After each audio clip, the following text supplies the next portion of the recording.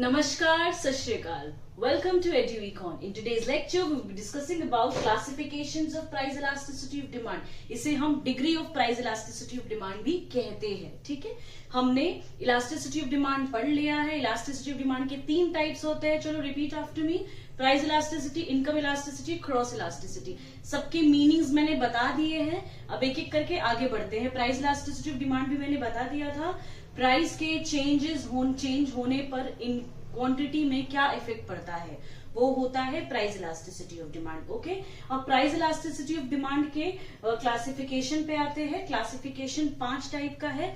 पहला है perfectly inelastic demand, फिर है परफेक्टली इलास्टिक डिमांड, फिर है यूनिटरी इलास्टिक डिमांड, फिर है इलास्टिक डिमांड जिसे हम मोर इलास्टिक भी कहते हैं, और है इन इलास्टिक डिमांड. ठीक है, अब एक एक करके हम सारा चीज समझते हैं. सबसे पहले आते हैं परफेक्टली इनइलास्टिक डिमांड पे. ठीक है, परफेक्टली इनइलास्टिक डिमांड होता क्या है पहले ये समझते हैं.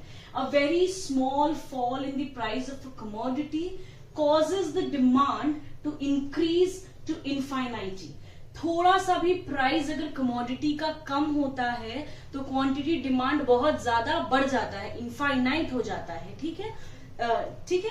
जैसे फॉर एग्जाम्पल, एक एग्जाम्पल के साथ समझते हैं कि मान लीजिए 2 टीवी हैं, 2 ब्रांड्स हैं, एक सैमसंग है, एक रियलमी है.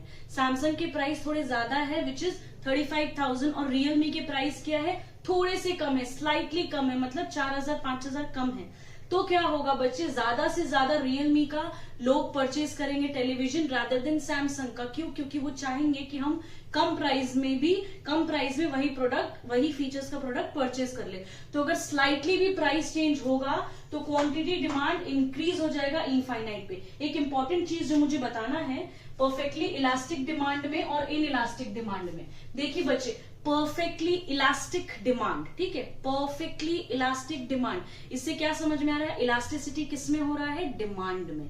ठीक है, इलास्टिक क्या किस में हो रहा है, डिमांड में. तो इसमें प्राइस में कोई चेंजेस नहीं आएगा, सिर्फ और सिर्फ क्वांटिटी डिमांडेड में चेंजेस आएगा. अब इधर क्या है, perfectly in elastic demand. In elastic demand, यहां में इलास्टिक नहीं है तो डिमांड में इलास्टिसिटी नहीं होगा, प्राइस में होगा. ओके, तो यहाँ पे क्या होगा, प्राइस में चेंजेस होगा, यहाँ पे क्या होगा, डिमांड में चेंजेस होगा. आई होप ये आप थोड़ा क्लियर कर पाओ. ओके, फिर चिल्ड्रन एक डायग्राम से समझते हैं. ये मैंने डायग्राम बनाया है.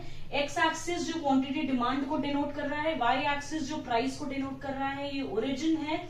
मैंने क्या कहा, प्राइस ये है. थोड़ा सा भी अगर प्राइस पहले ये था, ठीक है, P1 वाज द प्राइस, थोड़ा सा प्राइस में चेंजेस आया, थोड़ा सा, तो क्वांटिटी डिमांड क्या हो गया, इनफाइनाइटली बढ़ता गया. तो इसीलिए ये डिनोट किया गया है EP is infinite. EP is denoted as elasticity of price. Price elasticity, price elasticity को EP कहते हैं. परफेक्टली इलास्टिक डिमांड में EP क्या होगा, इनफाइनाइट. आई होप आपको समझ आया होगा. अब हम नेक्स्ट पढ़ते हैं perfectly elastic demand. Perfectly elastic demand, perfectly in elastic demand, इसमें मैंने क्या आपको समझाया, इन इलास्टिक डिमांड है, डिमांड में इलास्टिसिटी नहीं है, विच मीन्स प्राइस में ही चेंजेस होगा, डिमांड में चेंजेस नहीं होगा. फॉर एग्जाम्पल के साथ समझते हैं, मेडिसिन. आपके घर में किसी को मेडिसिन का रिक्वायरमेंट है, ठीक है, कोई किसी का तबियत खराब है. अब प्राइस उसका कम हो या ज्यादा हो, आपको जितना परचेज करना है वो आपको क्वांटिटी में परचेज करना पड़ेगा. ठीक है, तो इससे क्या होता है कि डिमांड मेरा फिक्स रहेगा, प्राइस बढ़े या प्राइस सेम रहे. ठीक है, तो चिल्ड्रेन मैंने आपको बताया प्राइस बढ़े या प्राइस बढ़े या प्राइस सेम रहे, तभी जो भी हो डिमांड क्या होगा, सेम होगा. तो चेंज इन प्राइस में चेंजेस आएगा मगर क्वांटिटी डिमांडेड क्या रहेगा, सेम रहेगा. ठीक है, तो इसका डायग्राम के साथ समझते हैं.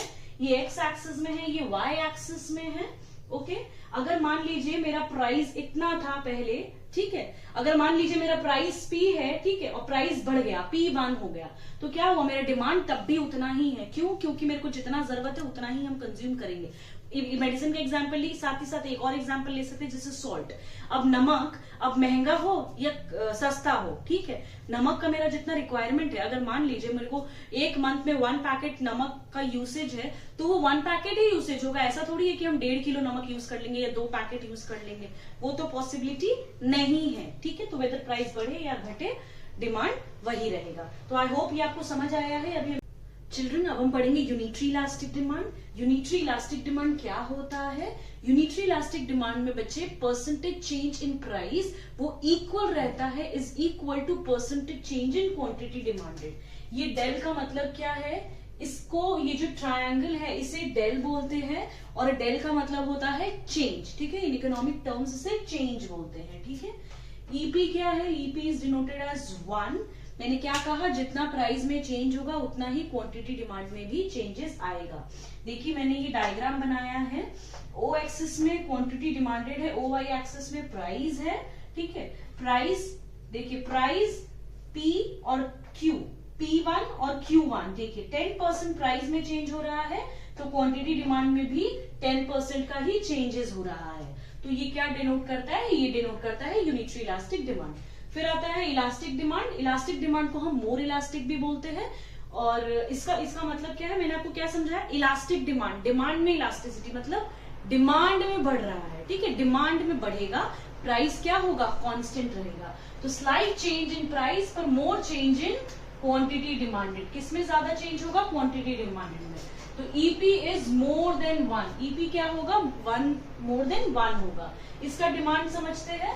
इसका डायग्राम देखिए प्राइस अगर P है, ठीक है, और P1 है, इधर Q है, इधर Q1 है। प्राइस पहले क्या था? P था और इधर Q था क्वांटिटी डिमांडेड, पर प्राइस थोड़ा सा कम हुआ और क्वांटिटी डिमांड बहुत ज्यादा बहुत ज्यादा बढ़ गया, ठीक है, बहुत ज्यादा ही बढ़ गया। तो ये क्या हो गया? मोर इलास्टिक। इसके बाद आता है इन इलास्टिक डिमांड, जिसको हम लेस इलास्टिक भी बोलते हैं, ठीक है, जिसको हम लेस इलास्टिक भी बोलते हैं।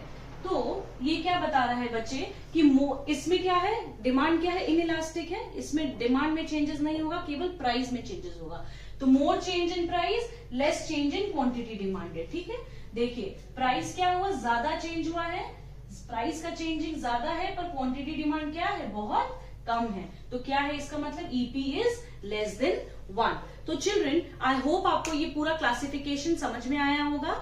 नेक्स्ट क्लास में हम मेथड्स ऑफ मेजरमेंट पढ़ेंगे। प्राइस इलास्टिसिटी ऑफ डिमांड में क्या क्या मेथड्स है मेजरमेंट करने के लिए। फिर हम न्यूमेरिकल्स करेंगे कुछ। आई होप ये लेक्चर आपको समझ आया होगा। इन केस कुछ डाउट है आप कमेंट्स में पूछ सकते हैं और आप ईमेल भी कर सकते हैं मुझे। With this, I am ending this lecture. Please like, subscribe and share with your friends. Thank you.